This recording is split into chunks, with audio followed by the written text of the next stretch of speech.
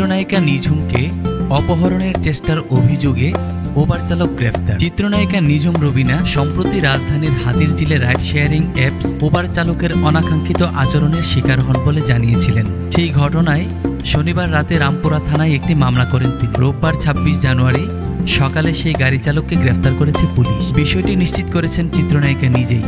তিনি বলেন, অবশেষে পুলিশ গাড়ির চালককে গ্রেফতার করেছে, এখন পুলিশ আদালতে পাঠাবে। গাড়ির মালিকের পরিচয় প্রকাশ না করে নিঝুম রবিনা বলেন, পুলিশের কাছ থেকে আমরা যে তথ্য পেয়েছি তাতে জানতে পেরেছি গাড়ির সেই মালিক আমাদের চেনা জানা। তার নামটা এখন বলা যাবে না, কারণ তিনি বিনোদন অঙ্গনের একজন আমাদের কলি। পুলিশ বেশ গুরুত্ব দিয়ে ঘটনাটি দেখছে। উবার কর্তৃপক্ষের সঙ্গে পুরো ঘটনাটি নিয়ে আলাপ আলোচনা হয়েছে।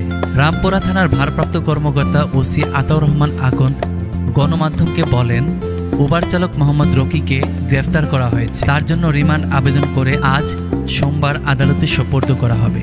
প্রসঙ্গত, রাজধানীর হাতিরঝিলে রাইড শেয়ারিং চালকের অনাকাঙ্ক্ষিত আচরণ প্রসঙ্গে নিঝুম রবিনা গত ২১ জানুয়ারি ফেসবুকে লিখেন, আমার স্বামী গ্রামের বাড়িতে গিয়েছে, যে কারণে নিজের গাড়ি রেখেই বের হতে হয়, কারণ আমি ড্রাইভিং পারি না। যে কারণে রাইড শেয়ারিং কল করি বনশ্রী থেকে ধানমন্ডি যাব। চালক হাতিরঝিলে উঠে সরাসরি ধানমন্ডি রোডে না ঢুকে গুলশানের দিকে প্রবেশ করে।